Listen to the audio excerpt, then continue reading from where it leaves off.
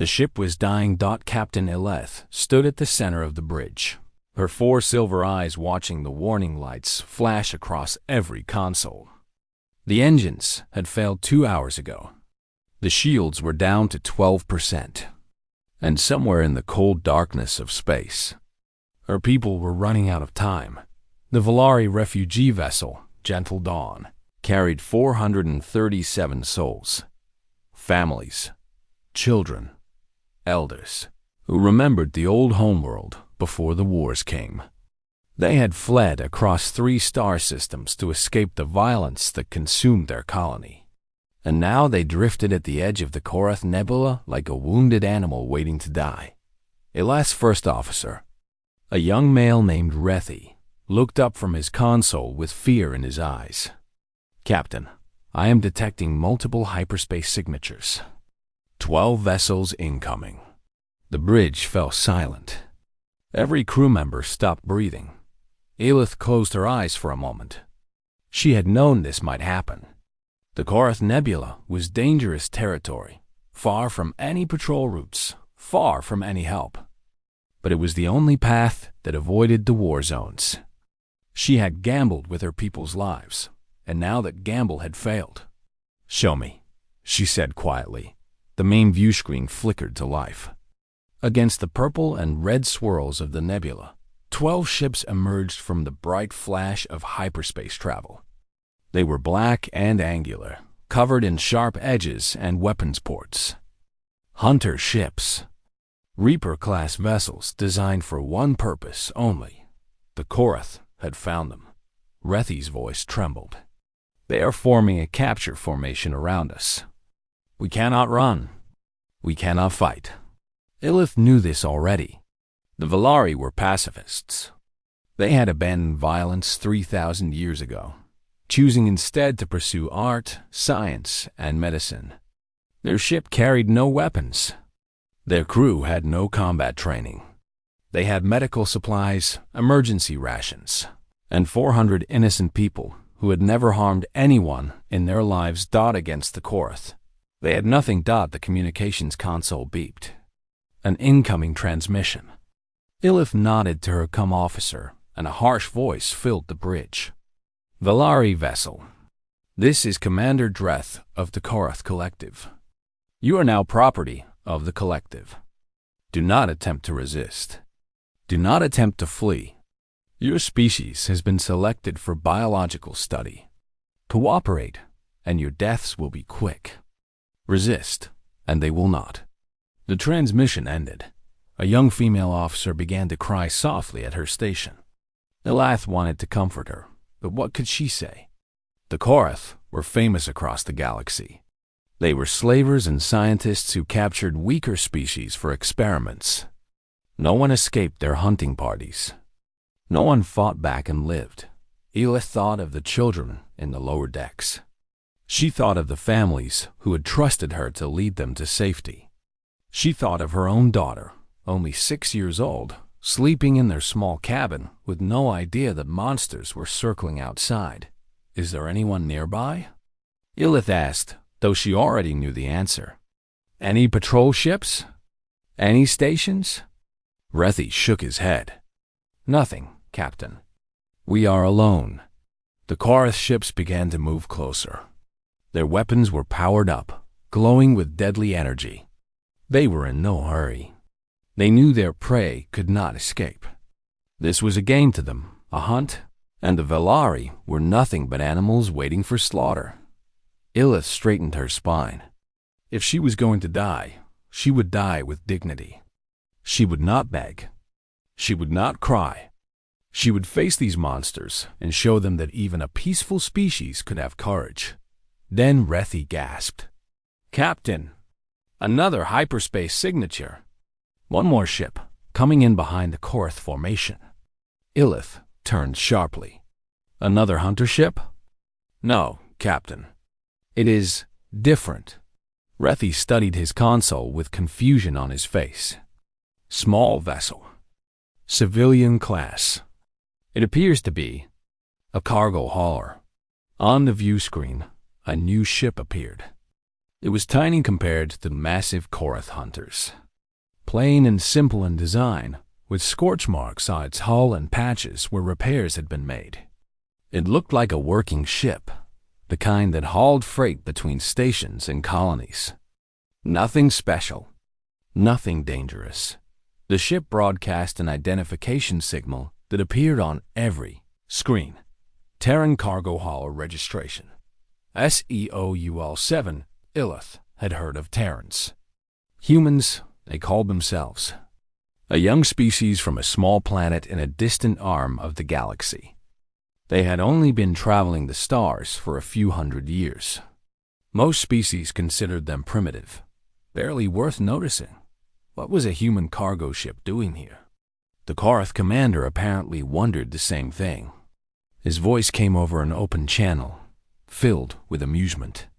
Human vessel. You have entered Korath hunting territory. Leave now, or you will share the fate of these Volari. There was a pause.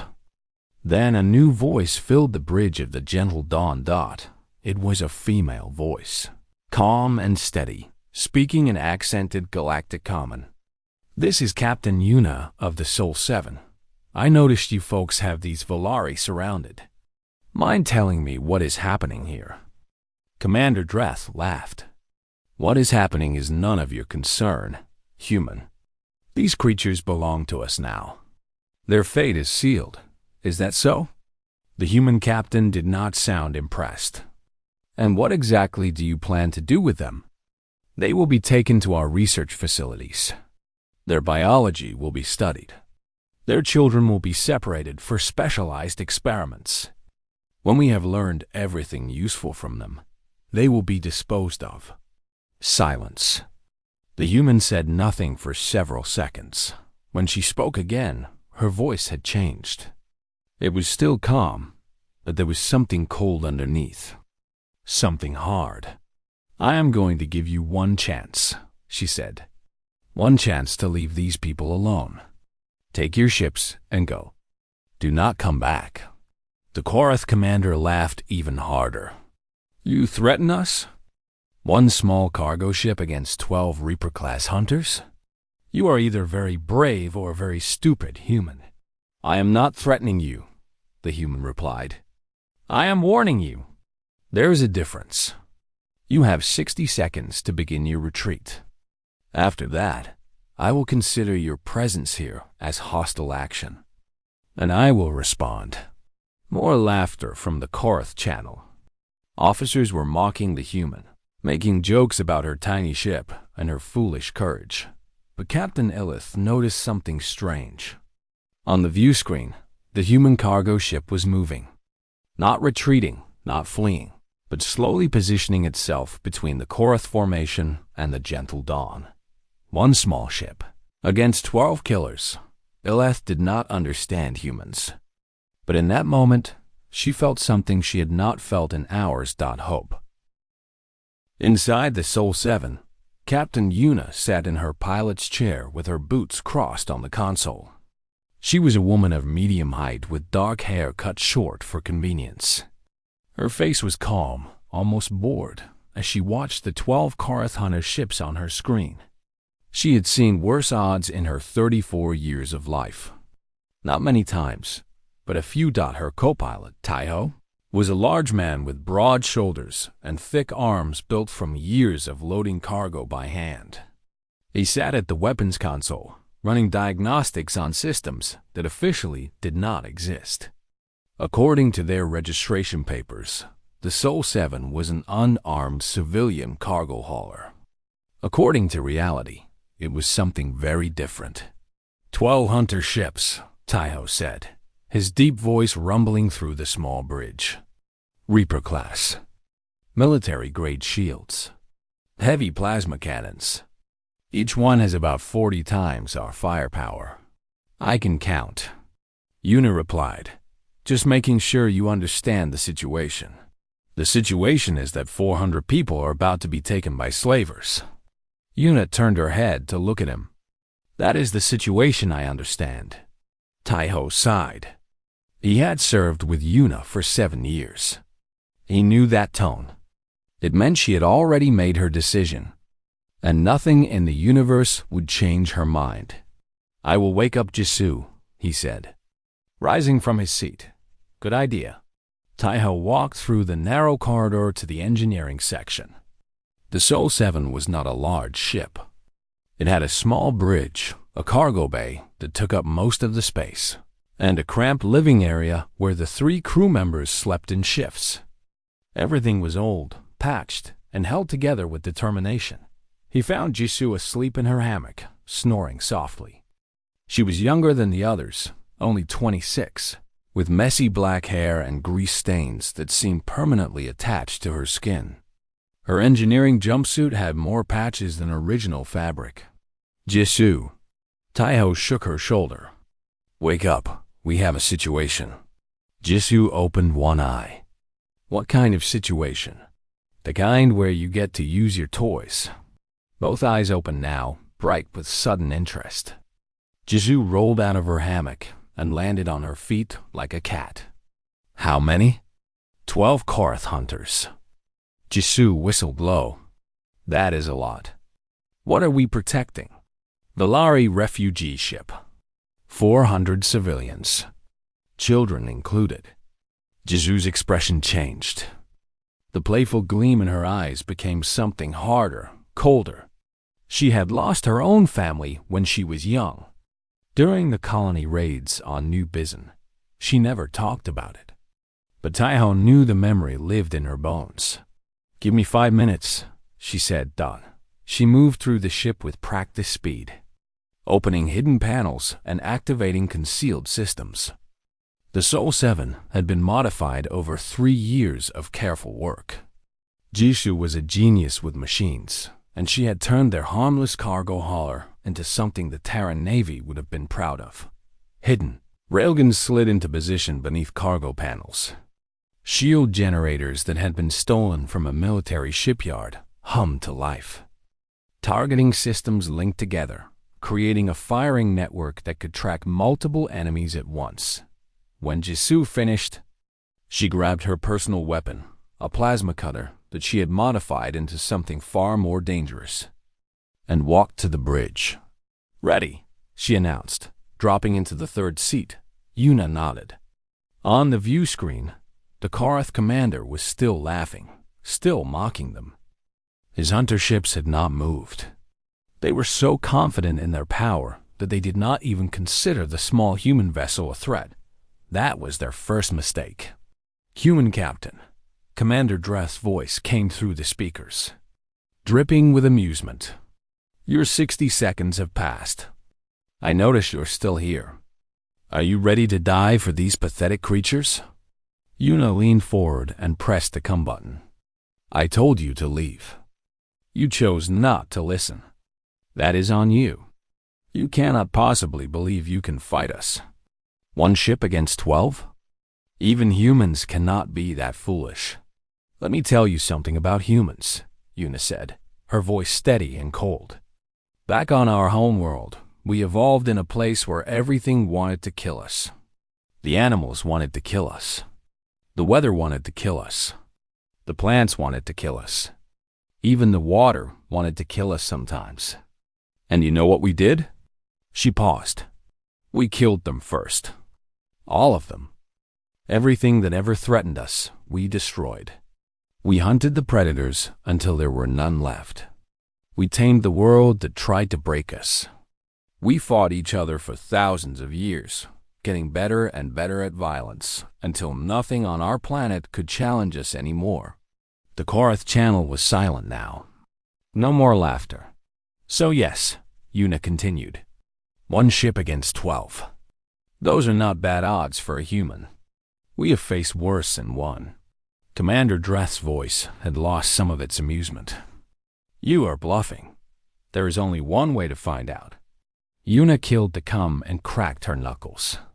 Taiho was running final checks on the weapons.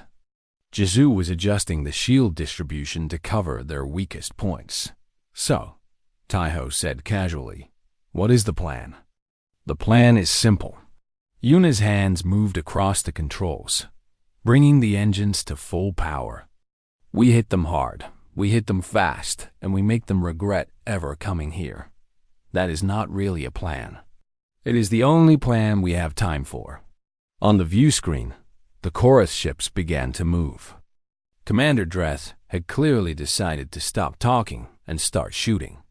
Two of the hunter ships broke from formation, moving toward the Sol 7 with weapons charging. Yuna smiled. It was not a warm smile. It was the smile of a predator that had been waiting for this moment. "Hold on," she said. The Sol 7 lunged forward. Behind them, on the gentle dawn, Captain Eleth watched in amazement as the tiny human cargo ship charged directly at the Korath formation. It was suicide. It was madness. No sane species would attack such overwhelming odds. But then again, Elith was beginning to understand that humans were not sane by galactic standards. They were something else entirely. Something the Korath had never faced before. Something dangerous.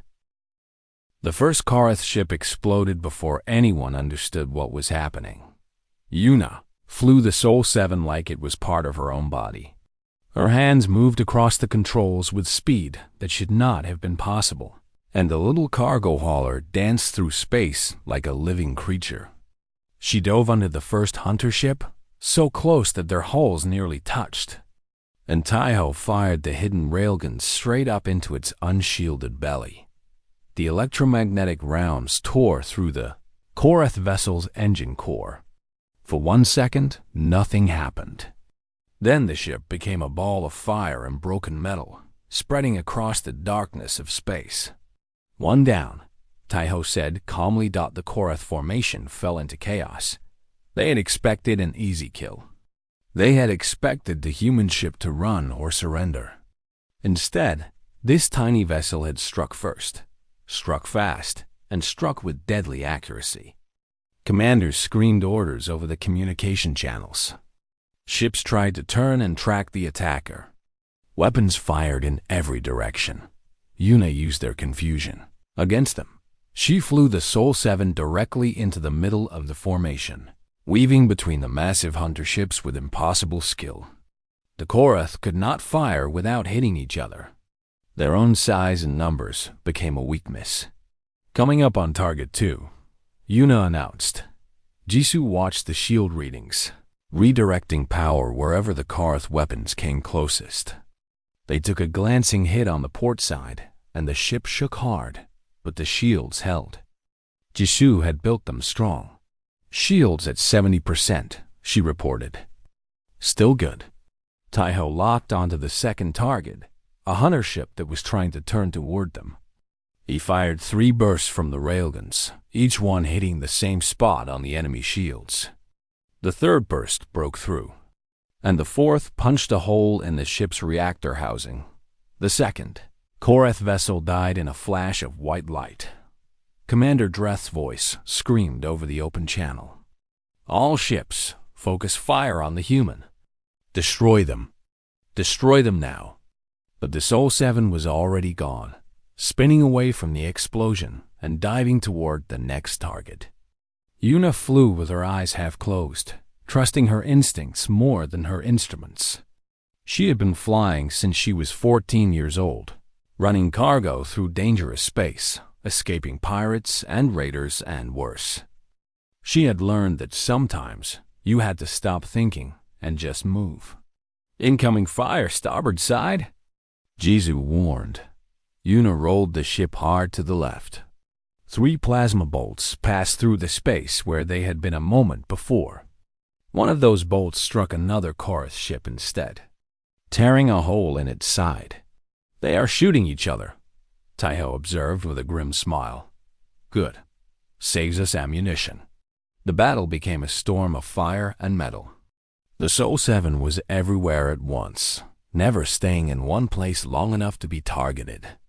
Yuna used the nebula gases around them, hiding in the colorful clouds when she needed a moment to breathe. She used the debris from destroyed ships as cover. She used every trick she had, learned in 20 years of surviving the dangerous parts of the galaxy.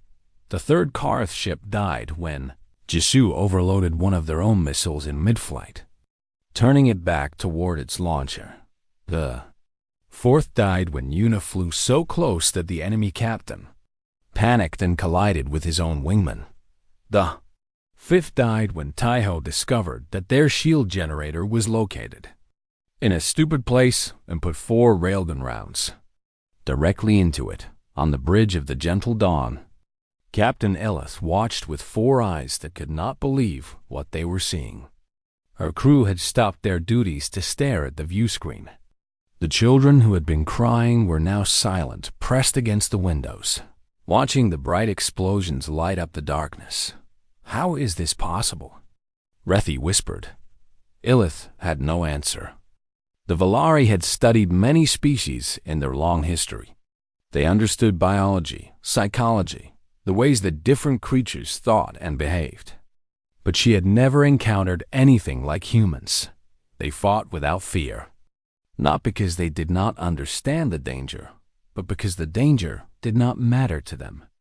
They had calculated the odds, found them impossible, and attacked anyway. It was madness. It was beautiful. In the middle of the chaos, the 6th Karath ship exploded. Commander Dreth had finally managed to reorganize his remaining forces. 6 hunter ships still survived, and they had spread out, creating distance between themselves so they could not be tricked into hitting each other. They formed a firing line and began to advance on the Sol 7 together.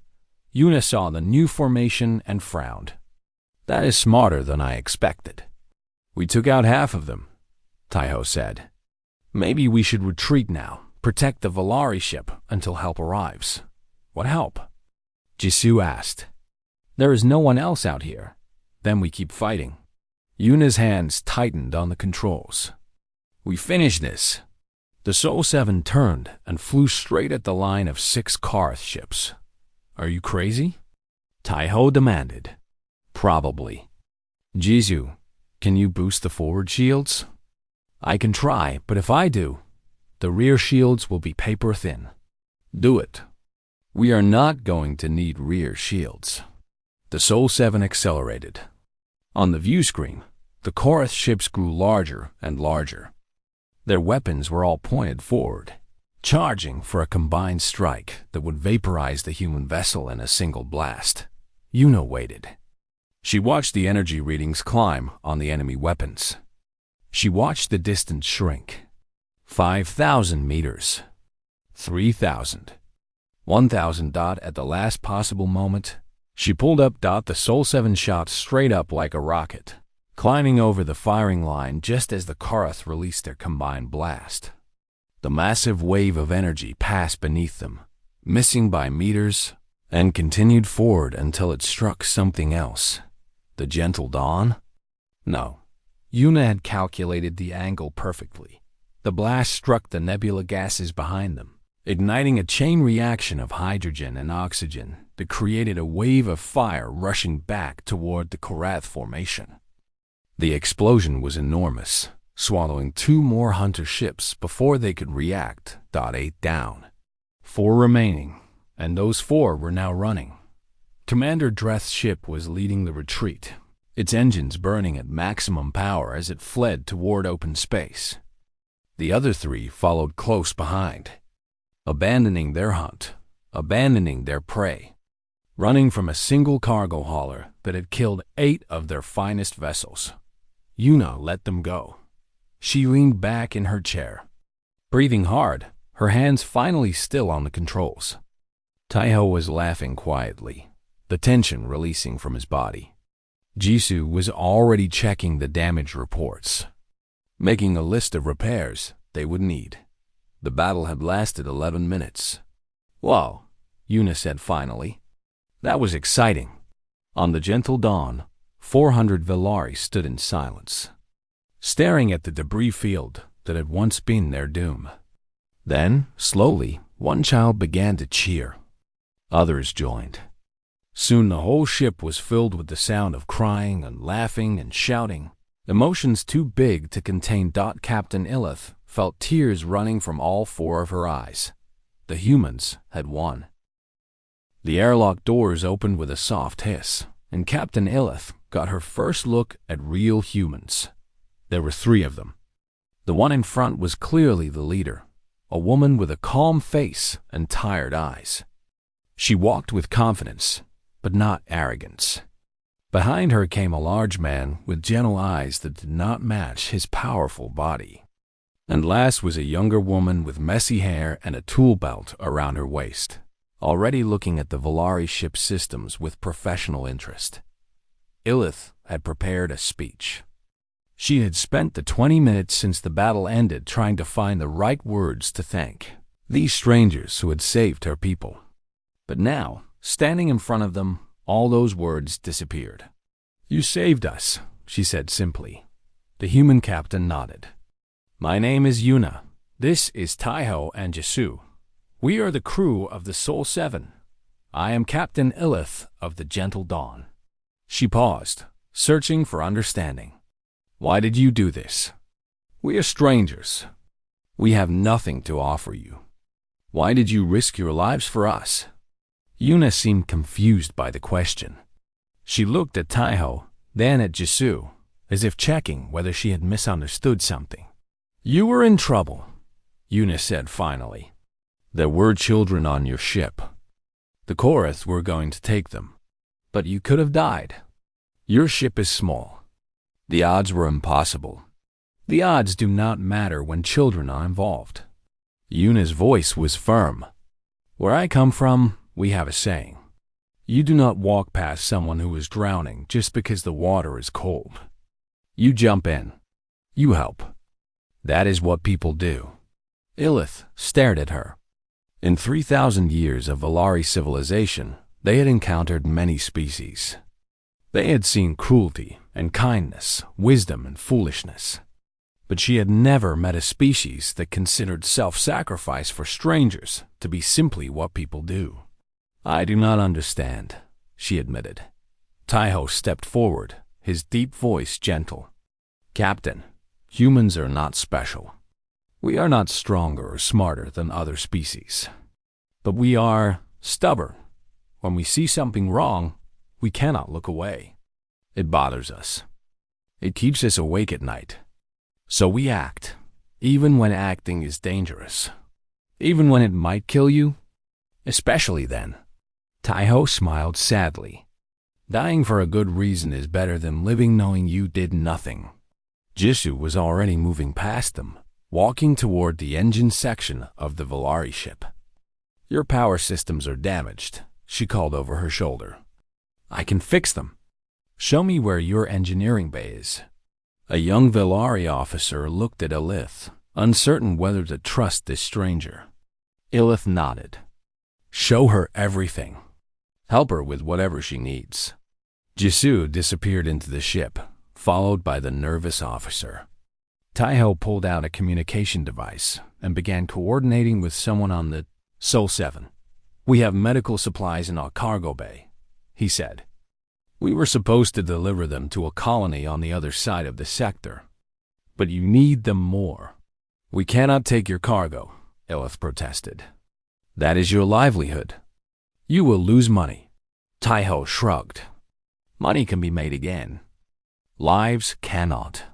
The Volari crew began helping to transfer supplies from the Sol 7 to the Gentle Dawn. Food, medicine, repair materials. The humans gave everything they had, keeping only what they needed to survive the journey home. Yuna stood on the bridge with Illith, watching the work through the view screen. The Volari captain had so many questions. She did not know where to start. "The battle," she began. "How did you know what to do? How did you fight so well against so many?" "Practice," Yuna replied. "Humans have been fighting for as long as we have existed. First we fought animals. Then we fought each other. Then we fought anyone who threatened our people among the stars. We do not like fighting, but we are very good at it. The Korra thought you were weak. They thought your small ship was harmless." Yuna smiled slightly. "Many species make that mistake.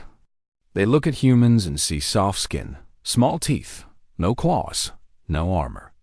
They think we are prey Her smile faded. They learned differently. Elath remembered the terror in Commander Dreth's voice as his ships were destroyed. She remembered the panic in the Korath communications as they tried to understand what was happening. The hunters had become the hunted. Will they come back? She asked. The Korath? Probably. Yuna's expression was hard. But not here. Not today. They need to rebuild their forces, and they need to figure out how a cargo hauler destroyed half their hunting party.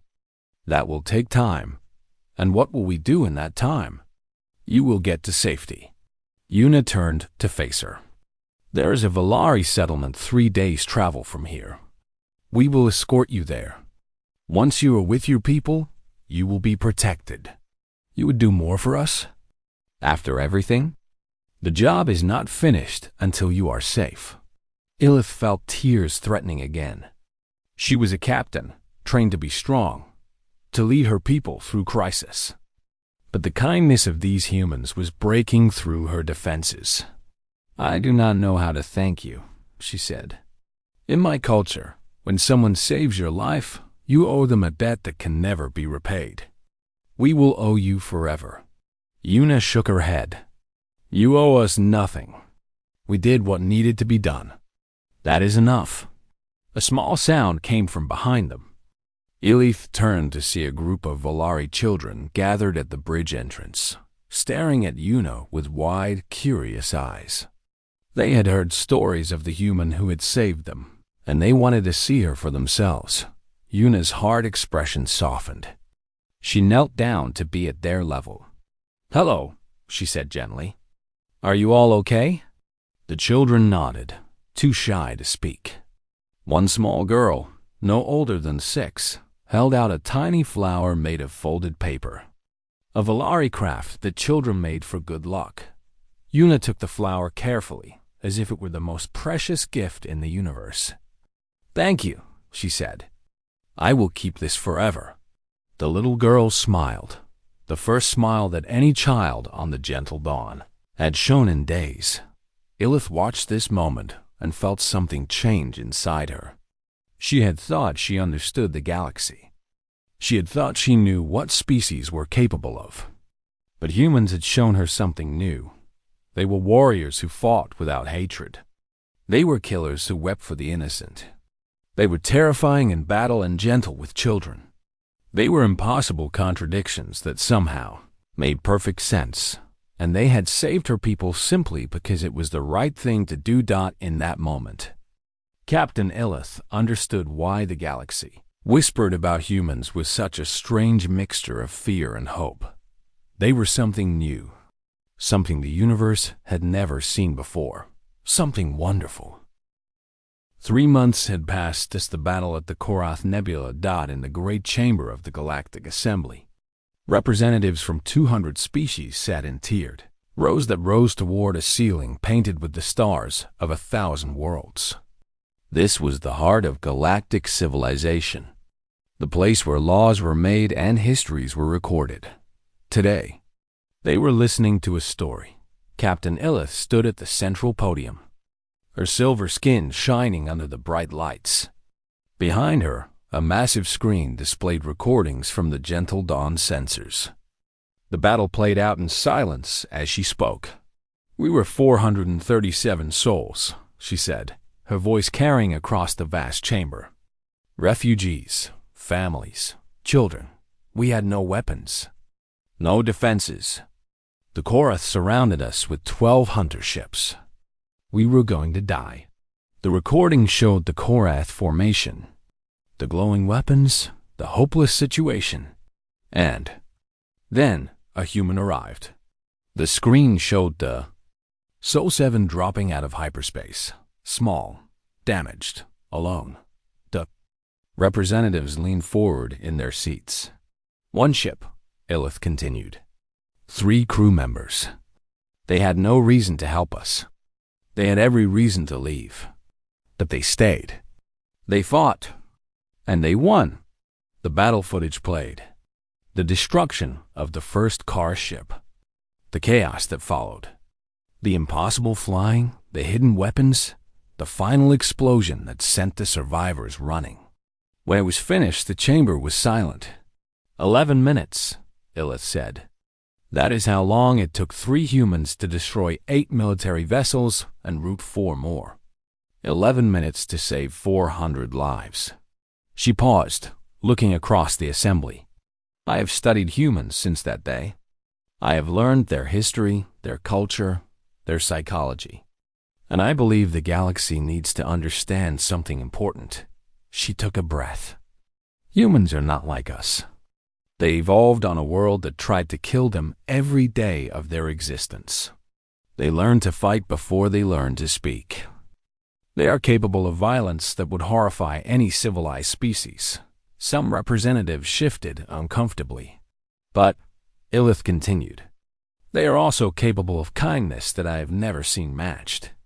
The same humans who destroyed those Chorus ships gave us their food, their medicine, their cargo. They escorted us to safety and asked for nothing in return. When I asked the human captain why she risked her life for strangers, she said it was simply what people do. Illith let those words hang in the air. I believe humans will change this galaxy. They are warriors who hate war, killers who love peace. They will fight any enemy and protect any innocent. And they will never, ever stop. She stepped down from the podium. The chamber erupted in discussion. Representatives argued about what to do with this information. Some wanted to study humans more closely. Some wanted to form alliances. Some wanted to stay far, far away from such a dangerous species. But the story had been told. And stories, once told, cannot be unheard. Far across the galaxy, the Sol 7 drifted through quiet space. Yuna sat in the pilot's chair, feet up on the console as always, reading a datapad. Taiho was in the cargo bay, organizing the new supplies they had picked up at their last stop. Jisoo was somewhere in the engineering section, probably improving something that was already working fine. The ship was scarred from the battle. They had patched the worst damage, but there were still burn marks on the hull, still systems that needed proper repair. They would need a real shipyard soon. But shipyards cost money, and saving refugees did not pay well. Yuna did not mind. They would figure it out. They always did. The communication console beeped. An incoming transmission, routing through emergency channels. Yuna frowned and pressed the receive button. A voice came through, scratchy with distance but filled with desperation. This is the mining colony New Dajan. We are under attack. Raiders have disabled our defenses. We have 300 colonists. Please, if anyone can hear this, we need help. The transmission repeated, looping over and over. Taiho walked onto the bridge, drawn by the sound. Another one? Another one. Yuna checked the navigation charts. New Dajan was 2 days away at maximum speed. It would be close. Maybe too close. We just finished repairing the railguns. Jisoo called from the engineering section. Please tell me we are not about to use them again. New Dajan is under attack, Yuna said simply. Of course it is. Jisoo appeared in the doorway, wiping grease from her hands. Raiders? Sounds like it. How many colonists? 300. Jisoo sighed. Then she walked to her station and began running system checks. I will have the weapons ready in 1 hour. Taiho took his seat at the co-pilot station. Setting course for New Dajan. Maximum speed. Yuna smiled. She did not need to ask. She did not need to explain. They were her crew, and they understood. The Sol 7 changed course and began to accelerate. Behind them, the story continued to spread. Traders carried it from station to station. Diplomats whispered it in private meetings. Children heard it from their parents and dreamed of human heroes who came from the stars to save the innocent. And across the galaxy, species who had never known hope began to look toward the sky with new eyes. The Korath Collective placed bounties on Yuna. Taiho and Jisoo. 10 million credits each. Dead or alive. It did not matter. Every hunter who went after them came back with stories of impossible escapes, of cargo haulers that fought like warships, of humans who simply refused to die. Other humans began to follow the example of the Soul 7, cargo captains who armed their ships, traders who stopped when they saw distress signals, ordinary people who decided that the galaxy did not have to be cruel. It was not a movement. It was not an organization. It was simply the way humans were. And slowly, carefully, the galaxy began to change. Elith returned to her people and told the story again and again. She showed the recordings to every Valari who would watch. She wrote books. She gave speeches. She made sure that no one would ever forget what humans had done for her people. Her daughter, the little girl who had slept through the beginning of the battle, grew up dreaming of the stars. She wanted to be a captain like Elith. She wanted to be brave like the humans. She wanted to save people. And maybe someday she would, because that was the power of the story. It inspired. It changed minds. It showed the galaxy what was possible when someone decided to stand up and fight for those who could not fight for themselves. The Soul 7 flew on toward another battle, another rescue, another chance to make a difference. Yuna looked at the stars ahead and felt something like peace. They were just 3 humans on a cargo ship. They could not save everyone. They could not fix everything. But they could help where they could. They could fight when they had to. They could be the light in the darkness for those who needed it most. And that was enough. That would always be enough. The universe was vast and cold and full of monsters. But it also had humans in it now. And that made all the difference. The story was just beginning.